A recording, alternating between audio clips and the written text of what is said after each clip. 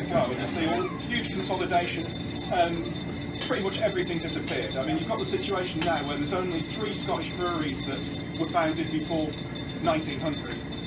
So it's very different to in England. There's very little of the old Scottish brewing industry left. William Youngers, who brewed this, they were the biggest of the Scottish brewers. They really were the most famous, and it's really sad that they've completely disappeared. Where one of their breweries was is now the Scottish Parliament building. The other one, which was just next to it, isn't there either. So they were right in the centre of Edinburgh, right next to Holyrood Palace. In fact, that was the name of one of their breweries, was Holyrood. This is a beer actually that's recently been revived again, and there's a couple of breweries in Scotland making a beer called Number 3, which are nowadays dark beers. Normally in the 30s this would mostly have been a dark beer, but this is a pale version that we've got here. I mean, I don't know what people think of it. It probably doesn't taste, it probably isn't what most people think of as Scotch ale.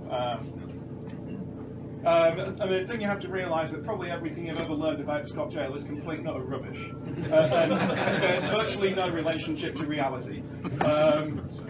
The Scots didn't do any of the things that people think they did. So they didn't ferment cold. They didn't ferment for really long periods of time. In fact, the opposite. They fermented same temperatures in England and fairly short fermentations.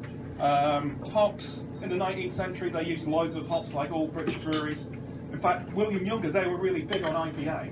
That was one of their big sellers. And so, they obviously, if you're brewing an IPA, you're not going to put hardly any hops in it, especially seeing as they were genuinely exporting it to the tropics. So, and the stuff about boiling down the first runnings, they didn't do that either. In fact, the Scots had really short boils, and so you'll see that at a time when in England normally they'd be boiling for at least 1.5 hours to 2 hours, that sometimes the stronger Scotch ales are only brewing them for 45 minutes, which is really, really brief. So, yeah, these are actually more typical Scottish beers. Youngers Number 3 was sold all over Britain. It was basically a national beer, and fairly popular at the time. And I've found loads of adverts for it from the 20s and 30s, from newspapers in England where they were selling this beer. I don't know what people think of it. You can maybe shout out if you have any particular comments.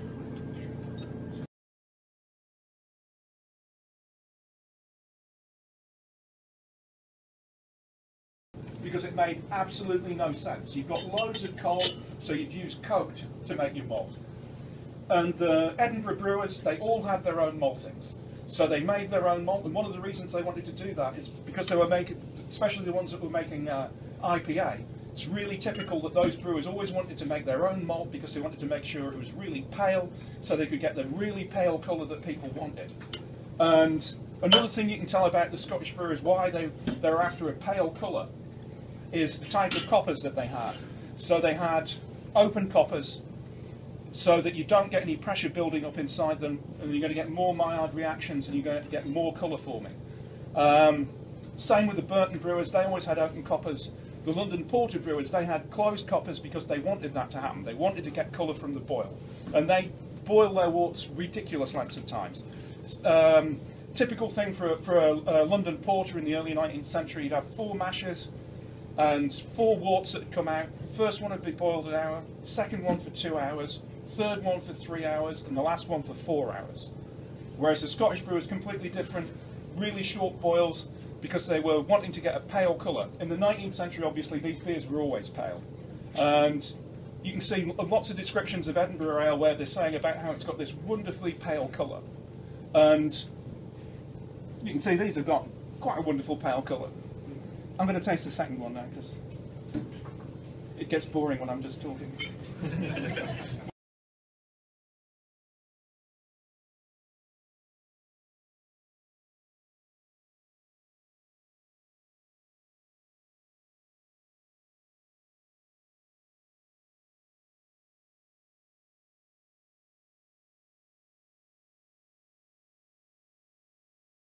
Got knocked down.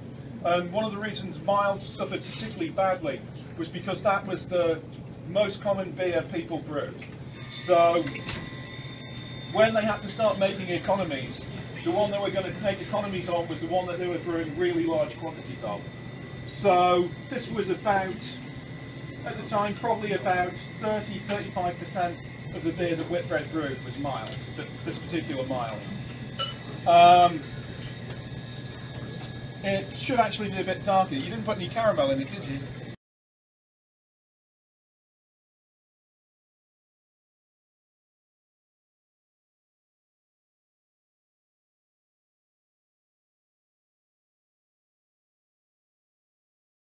You know, for the war effort, Churchill just turned round to them and said, "Shut up," and said, "I want to make sure that every soldier can get 2 or 3 pints." And it just completely took the wind out of the sails of the teetotalers.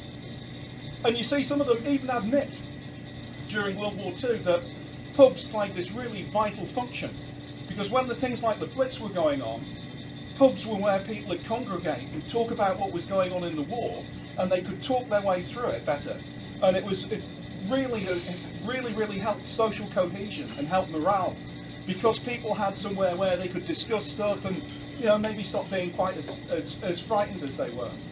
And even the teetotalers admitted this, and that their crappy temperance bars couldn't provide the same function.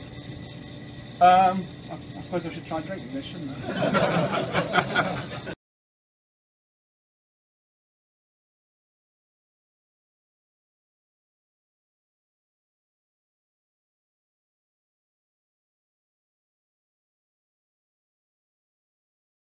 From using pewter pots to using glass. And he said, "Oh, well, it's all to do with the barmaids, because the barmaids always have their favourites. And so if someone asked them to put half a pint into a pewter pot, he couldn't see how much they were putting in. So it was basically to try and stop the barmaids robbing him, like on using the glass vessel, so he could see exactly how much they were putting in."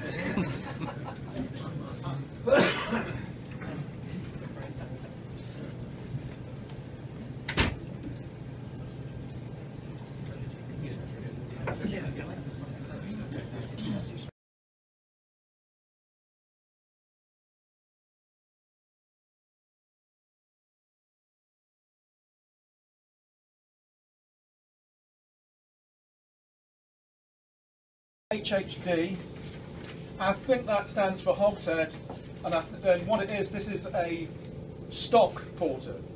So London brewers used to brew 2 types of porter. It's the same deal as with the mild ales and the stock ales. They had running porter and keeping porter, and this one, the HHD, that's the keeping porter. So this is something which would have had some months in oak,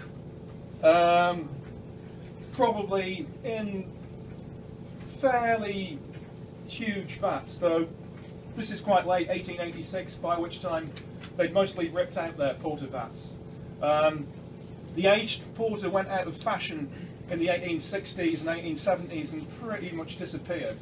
And after that, people were mostly only brewing the running version of porter. And what they'd done was normally they'd blend it. So they'd have fresh porter, which was just brewed straight up, and then they'd have stuff that they'd had in vats for you know, possibly 6 to 9 months, and then they'd blend up normally no more than a third old beer to young beer, and produce something that had got some age flavour in it. But this went out of fashion, not sure why, probably just like some things, it is just fashion. What you tend to see is that people don't want to drink what their granddad drank. Just the way things work.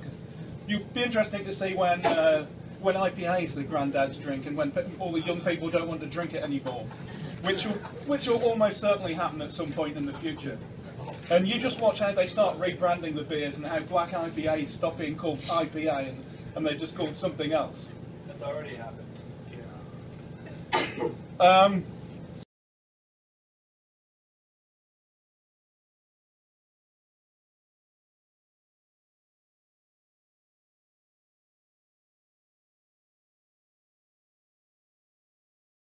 Beer and mixing the two.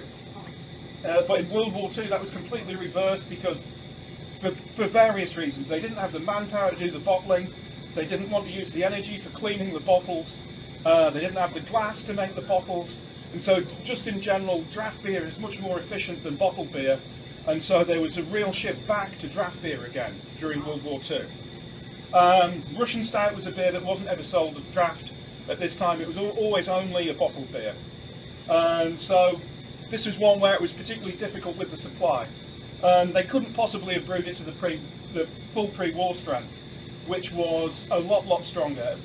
In fact, one of the few beers, I was saying earlier about how beer gravities dropped after World War. They were just glad to get beer at all. And so basically, they were just happy to have something to drink.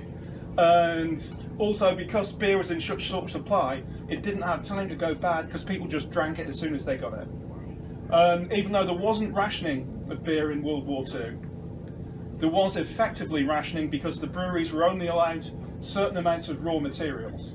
So they were allocated by the government a certain percentage, a certain amount of raw materials based on how much beer they brewed in the last year before the war. So it was all based around 1938.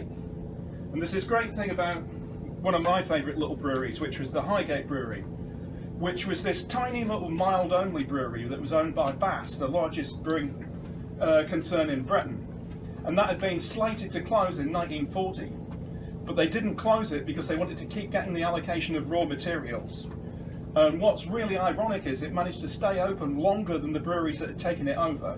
And so it was the last one of them to stay open, even though it was this tiny brewery, in the end producing possibly the most unfashionable possible drink, mild. Didn't produce bitter, only mild. And so there was an incentive during the war for people to keep their plants open, just so they could keep getting their allocation of raw materials. I'll taste this now.